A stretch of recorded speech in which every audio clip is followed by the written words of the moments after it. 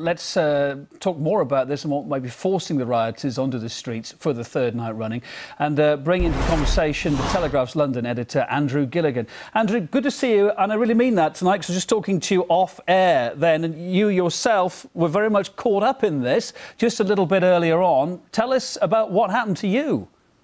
Yes, that's right. I was coming back from covering the riots in Tottenham. My route back took me through Hackney, which, as you just heard, is a centre of difficulties at the moment.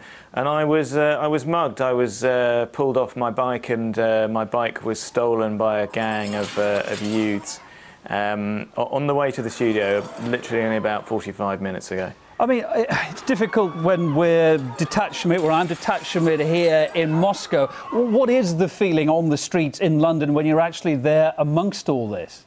What's the scale of the anger?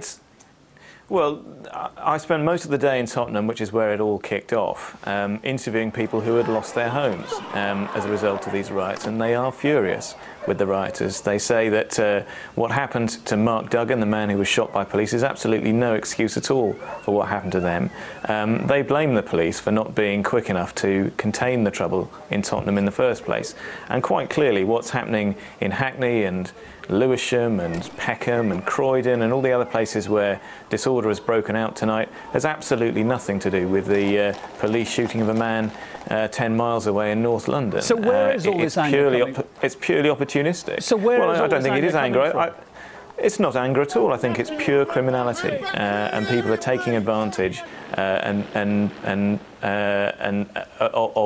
of what they see is a lawless situation and an overstretched police force to do their worst and help themselves to free goods. Well, one British MP... I don't think there's anything political about this. One British MP stuck his neck on the line tonight a bit, I guess, by saying there's no political point to any of this. People just want some excitement in their lives, was his quote. How can they be stopped having this kind of excitement then?